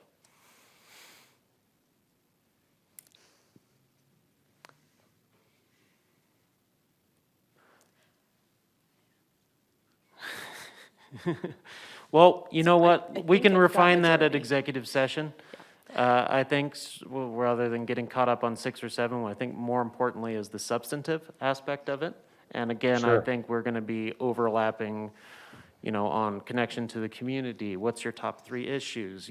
These kinds of things that we've faced in running for office quite frequently. So we'll decide that in executive session, and do definitely welcome Vice Mayor's input in the process. It's an important decision. Great. Thank you. All right. Number one is down. We only have 4+ to go. So will you accept applications from candidates who have submitted petitions to run for council in November? Councilmember Salas? I'll make this short and sweet. No. I'm going with no. No. Sweet? No. All right. There we go. That was a quick one. Oh, we got Salas too. I said no. So, yep. All right. Councilmember Aslan? I was going to say yes, but I guess it doesn't matter. Unless any of you are willing to be persuaded, I guess I'll just hold on to my comments. Well, I think I'm pretty set on this, so, and I'm seeing nods from a couple others. So I think we can move on with the 4 in support of the no. Do you want to hold a meeting where all applicants introduce themselves? Yes. 5 minutes. 5 minutes, I think. I mean, yeah, others. I'm going to go with a yes on this one. I'm a yes. Oh, Mayor, I have a clarifying question. Yes. So this is going back to number 2, but this is a point of confusion, which may explain a discrepancy. So are we talking about accepting applications from candidates who have successfully submitted and been qualified for the ballot? Or are we talking about anybody who's pulled papers at all? Those are 2 very different things, I just realized. Definitely. Certainly. I can clarify my intent with that question. This is for those that have submitted petitions and have formally qualified to be on the ballot in November. So this would not, my intent with this is not to exclude those that maybe have pulled paperwork but didn't submit petitions. Interesting. That was my understanding as well, is it's only those who have already filed their 1,602+ petition signatures that would be prevented. So, and Councilmember Salas, if you could, if that's what your understanding was. So Yes, my understanding of an official candidate is a person who have submitted the required number of signatures in their petition, nomination petition. And turn them in? Submitted, yes. Official candidates. Official candidate. Well, there's still the distinction of submitted petitions and having them accepted by the city clerk, but maybe that's a distinction that's, I think I understand where everybody's coming from, and I would agree, actually. So if I could just clarify, Yeah. Councilmember Aslan, you agree that official candidates, so those that have filed petitions, qualified, Yeah. are not eligible to apply? Correct. Okay, Yeah. thank you. Thank you. I appreciate helping me clear that up. Yep. Important point of clarification, for sure. So holding a meeting where all applicants introduce themselves. And I think we're saying 5 minutes each that would be allowed, just as a starting introduction. I'm seeing thumbs up from Councilmember McCarthy, Councilmember Sweet, Salas, and Councilmember Aslan. So, and that would be for not the narrowed list, that would be for all applicants. Yes. Yes. Okay, next question. Do you want to formally interview all applicants or narrow the list? I think you may have just answered that question. Well, this would be different, an interview as opposed to an introduction. So I think we should have an introduction of everyone who was interested, who spent the time and process for it. But in terms of the full interview process, I think like a normal job application, limiting the list for those interviews would be more time efficient. But only one. I agree, it should be narrowed down by council. Councilmember Sweet also agrees. I'm seeing nods from Councilmember Salas. So I think, yes, after, and I just want to say that interview process, as a clarification, I would like that part with the narrowed list to be a public process at the dais, not an executive session. So the narrowing of the candidates, so going from the total number down to your selected however many. In terms of the actual interviews. Okay. So when we do a formal interview, it won't be in executive session. The formal interview of the, say, 5, 6 selected candidates will be done at the dais for additional questions and so forth, would be my suggestion. And may I ask a clarifying question that others could probably weigh in at the same time? Again, the narrowing of the list, so that initial discussion, you've heard from everybody, they've had their introduction. And then you're gonna move all of those into a smaller category to publicly interview. Do you want your discussion about kind of narrowing that list to happen in an open public meeting? Or do you wanna have that held in executive session and then you announce your final candidates for public interview following that? Again, it could be done either way. I just want to make sure that I think, personally, I think that the narrowing process should be done in executive session. And then once we get the list, because I don't want anybody, talked down to at the dais or something to that effect. It may get in a situation that it would be kind of inappropriate for us to be discussing with certain candidates potentially. And I don't know who they're going to be, so I'm not saying anything like that. Councilmember McCarthy. I believe the narrowing process should be in executive session. I agree. Is that still subject to, Sterling, is that still subject to an applicant requiring that it become public? Yes, applicants, mayor and council applicants always have the option to elect that narrowing of their name specifically, if any discussion of their name occurs, that it be in public. Thank you. Thank you for clarifying. I do think that we should start an executive session for that portion. And then once it's narrowed, then we will have a formal interview at the dais for the handful or however many of the narrow list is. excellent. Thank you. All right, and then our next question, are special work sessions and executive sessions on Mondays and Wednesdays okay? Mayor, if I could, Yes. I know the narrowing was for executive session, but did you say when you narrow it down, and I know you didn't even designate the number of candidates, 5, 4, 3, whatever it will be, that will be a public interview process for sure? Okay. Yes. I just wanted to make sure. So are special work sessions and e-sessions on Mondays and Wednesdays okay for the group? Yeah. Councilmember Salas? Yeah, I agree, Mr. Mayor, but I do have a couple of meetings that have been longstanding on my calendar, so I just asked the clerk to check into my calendar. For example, I have the RTAC and the CONA meetings happening that week. Those 2 weeks, they overlap, so, thank you. And perhaps I can also ask if maybe there's a preference for later in the day, midday, morning. Again, I'm trying to accommodate as much as I can, but it's going to take a few special meetings. To, Certainly.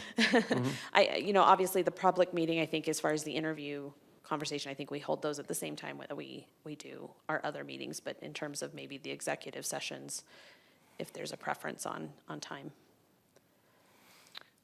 Councilmember McCarthy?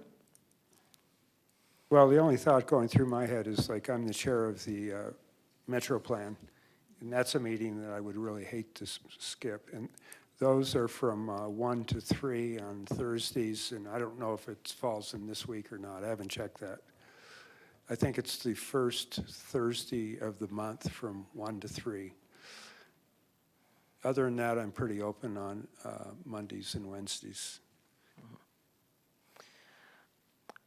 I will work with Sean and Jason to just coordinate those schedules, definitely. certainly. Thank And you. during kids being at school hours, that's the hours that work best for me, just throwing that out there. But I'm willing to figure it out if it's more accommodating to the group as a whole. Okay, well, we will make sure that everybody is available to participate in those meetings, whatever schedule we determine. Excellent. Thank you. All right, Councilmember Shimoni? Yeah. I'm not sure if you're seeing my comments and cues in the chat there, but been trying to jump in for a minute here, but no worries. I guess I had a question, so I'm still trying to understand, and I think Sterling had the same follow-up. So in narrowing the applications, the applicants from, let's say, 20 to 6 or whatever it's going to be, are we saying that that's going to be done in e-session, Mayor? Yes, that the narrowing of it from, say, 20 applicants to 5 or whatever it may be would be done in executive session. Okay, and I guess my question for Sterling, and you can answer this, Mayor, if you know, any of those applicants, if they were to ask for it to be done publicly, would we be required to do that at that point? Yes, you would. For that, Okay, so that- Mayor, the I nar- think for we the should do narrowing. it publicly. For that candidate. for that individual candidate, it wouldn't be wouldn't for all of apply them, to correct. everyone, right? Okay, One candidate I know could we have not- majority. Sorry, if I can clarify, one candidate could not require that the entire narrowing process occur in public. okay, thank you. I know there's majority on this, but I'll just state that I think we should do that publicly for everybody. But yeah, anyways, thank you for that clarification. Thank you. All right. Lastly, one of my suggestions was going to be, once we do have a narrowed down list, I think this might be a good case where we utilized ranked choice voting from council members to rank each of the candidates and to be able to go off that as a potential option after we have narrowed that list. Throwing that out there as an option, but I think it might be an interesting test. And perhaps if I, And we could do that, we could discuss that further potentially at a later date too, but Salzburg. thank you.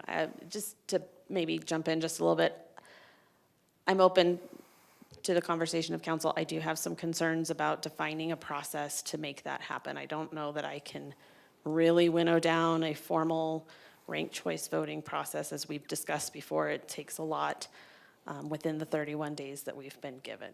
Again, I'm open to the conversation. I just want to throw that out there that I do have some concerns about the time to develop that process. Understood. City Manager.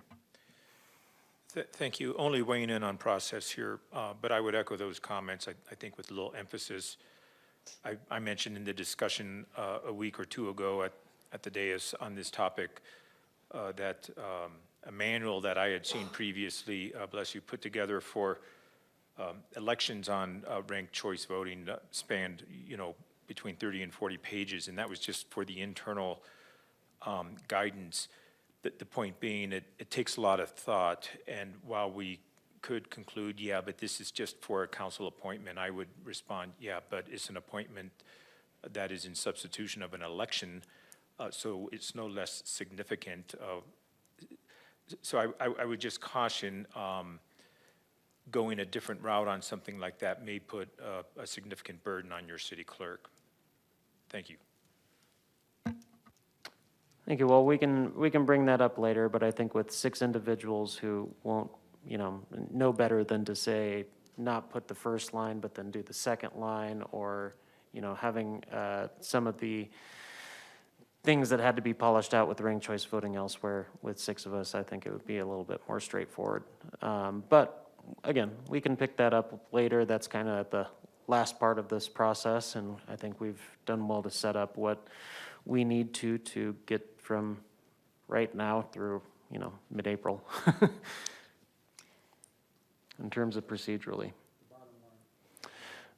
Do we want to modify public comment process? That's the last one. Yeah, so again, that kind of goes back to what's been done in prior appointment processes where they've limited that public comment to written only. Again, I don't have any preference, but I thought it was important to put it out there so that we can notify the public if any changes are going to be made. Certainly. Well, happy to hear from Councilmember Aslan and then Councilmember Shimoni.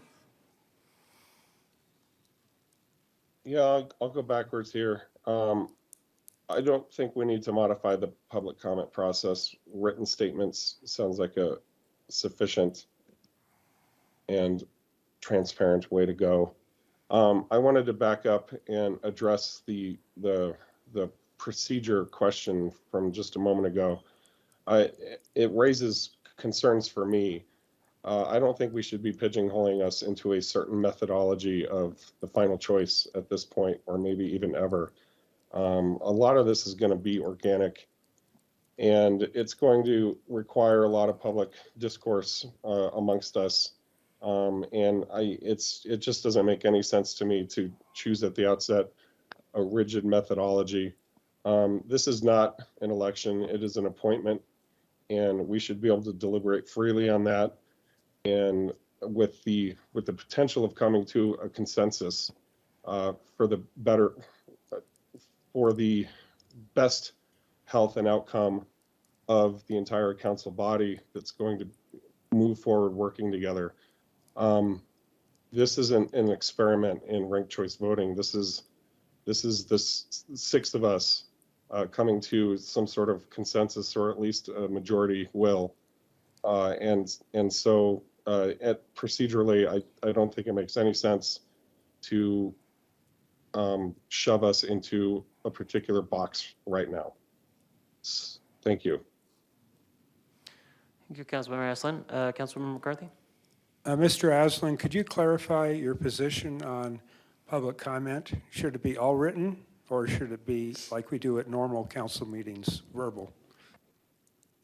You know, I really don't have strong feelings either way on this. It seems to me that written comments are sufficient. But I'm open to other thoughts too. Councilmember Shimoni is actually after Aslan, unless it's a follow-up with. Okay, thank you. Councilmember Shimoni? Thank you, Mayor. Yeah, I personally do feel like we should allow both forms of comment, just to allow folks of different abilities and skill sets to be able to communicate to us their message. You know, for some, writing is preferred and fine.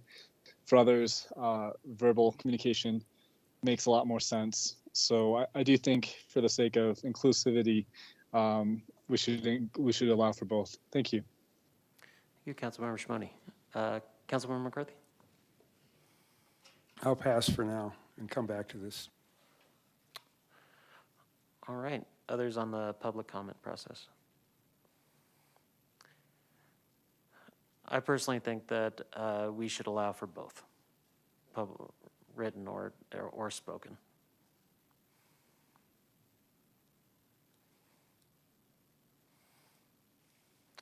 Others? Councilmember Sweet? Thank you. Councilmember Shimoni brought up a great point that I hadn't thought of, and I do agree that we should allow both. We do have three, but we would need a fourth, or? Yeah, and we're limiting verbal comment up to 3 minutes, right? So do we also limit the word number with a written comment? Which is a calculation. I'll come back with it.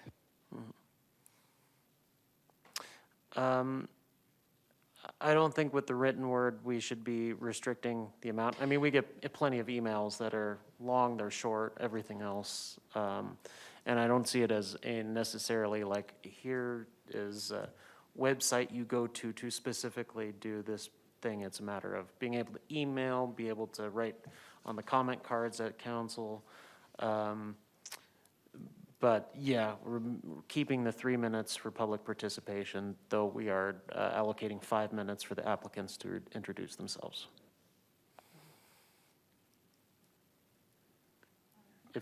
Just a point of clarity is that because we're limiting 3 minutes for verbal comment, I'm suggesting we also limit the word count on a written comment, which is about 450 words, word count. Councilmember McCarthy? Well, that's actually impractical, because any person can write anything they want to council at any time. So there's no way you can control that. So I would not support a limit on the number of written words. Although I will say to the public, if you're listening, the most effective way to communicate is to keep it brief and to the point.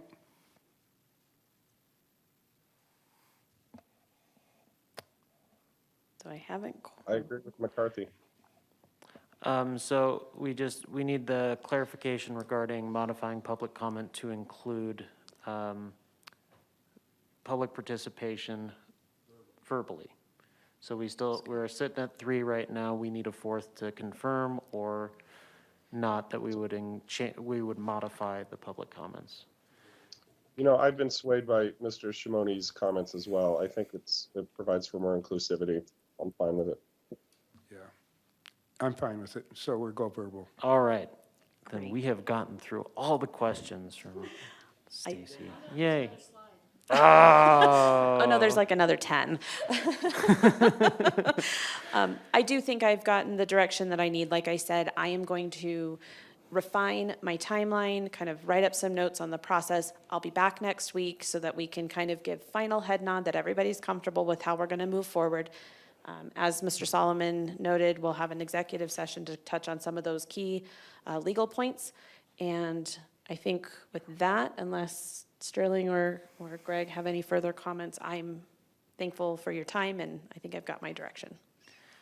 Excellent, thank you. And I'll just say that for that executive session, if we can all just brainstorm 2 or 3 questions we would like to see in the questionnaire, so that way we can have a good discussion next week. That would be a good preparatory exercise before we all meet again on this. Great. Thank you, Mayor and Council. Thank you.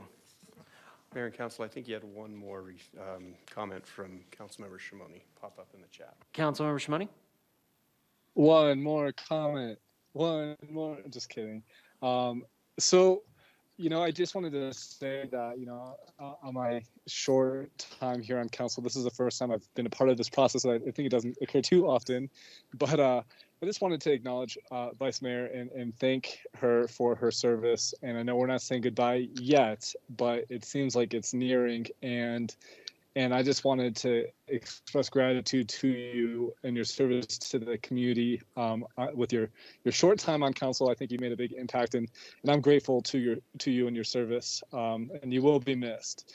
But I just wanted to acknowledge you in this process and thank you for your service and say that you're definitely in my thoughts as we're going through this process. Thank you, Mayor, and thank you, Sterling. Thank you. We are now then to agenda item number, Councilmember McCarthy. I just wanted to point out to Mr. Shimoni that the Vice Mayor is smiling.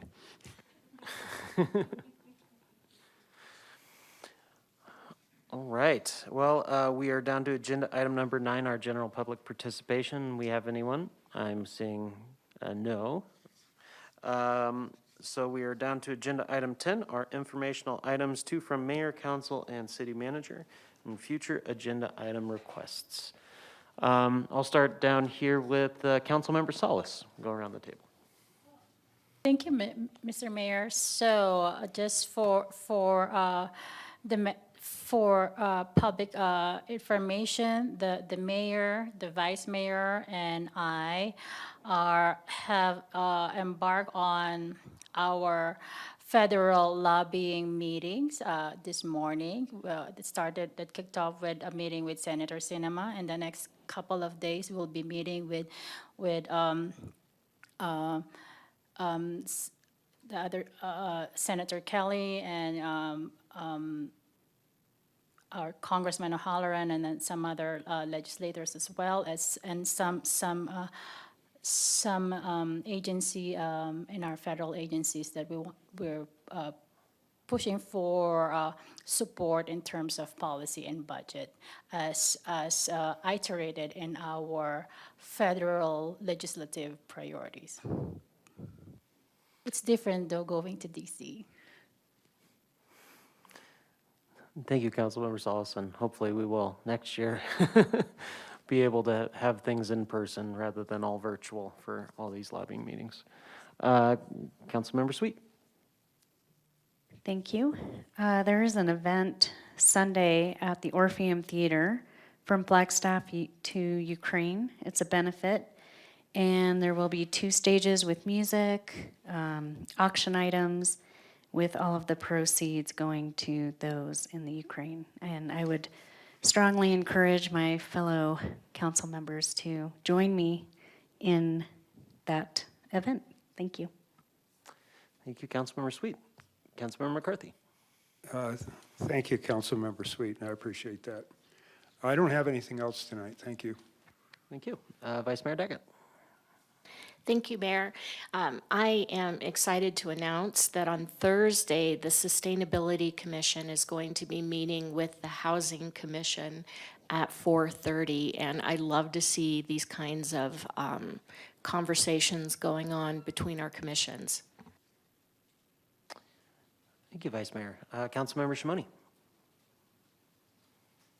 Thank you, Mayor, and good job, everyone, tonight. That was a great meeting. I just wanted to bring attention to a couple things. There's the Children Funding Institute conference, I guess you might call it, Councilmember Sweet, right? That's occurring over the next couple days and today as well. And Councilmember Sweet and I were able to attend along with a range of other partners and staff members, John Saltonstall and others. From Elevate Pre-K and Elevate Flagstaff.